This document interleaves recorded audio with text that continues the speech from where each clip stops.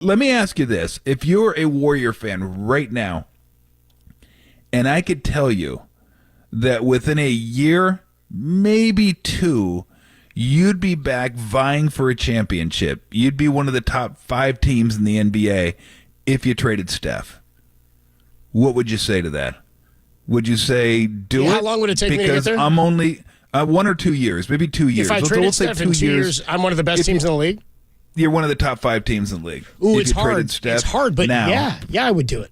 But so that's if I knew that. This is a guy who, I would say, along with Joe Montana, are 2 of the most revered athletes in the history of Bay Area sports. And I think Steph's number 1.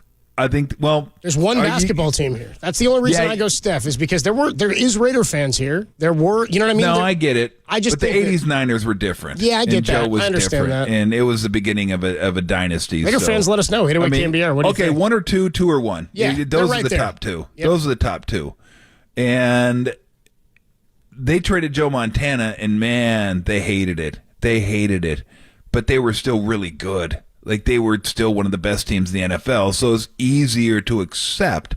You trade Steph, you're not going to be one of the best teams. You're going to be a bottom team in the NBA.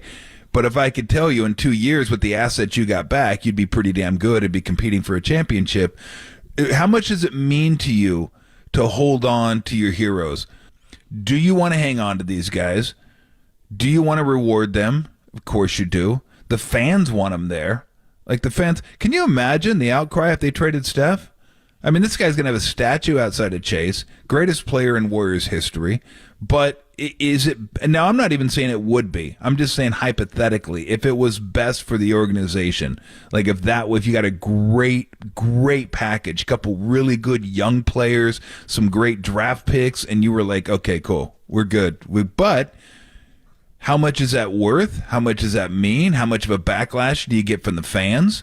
How many people are going to show up? Because people say they're about the uniforms, and mostly they are, but you get attached to players. How can you not get attached to one of the greatest players in NBA history? Like, you want that guy to finish his career with the team, but it may mean that they're not going to be as competitive as they would be. I mean, there's a price to be paid for paying Draymond, for possibly keeping Clay after this season, for having Steph on the team. Even though Steph's still great, he makes a ton of money, and it's hard to field a roster. And when other guys don't play up to the level you expect them to, this is kind of what you get.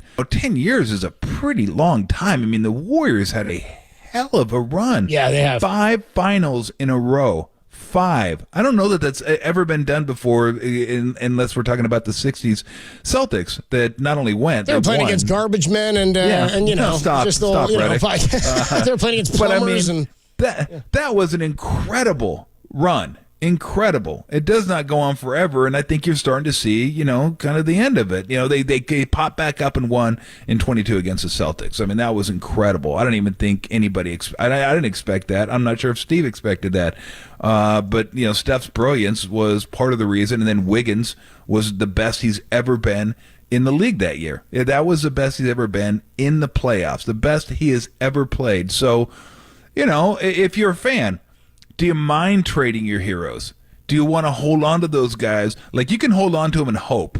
Because here's the hope. You hold on to your heroes, your stars, and surround them with better players, and we can still be good, and we still get to wear the Curry jersey, and he's still part of our team. Hope is not a strategy. Hope is not a strategy. Are you realistic enough to say, God, it's probably not coming back if we trade those guys now? And again, this is all hypothetical because I don't even know if you could do it in the NBA and get value back. But if you could, would you? Or would you just say, you know what, screw it. This guy's giving us so much fun, so much good times. Him, Clay, and Draymond. Let's keep him. Let's keep him and ride this thing out and see what happens. Because usually what happens isn't good.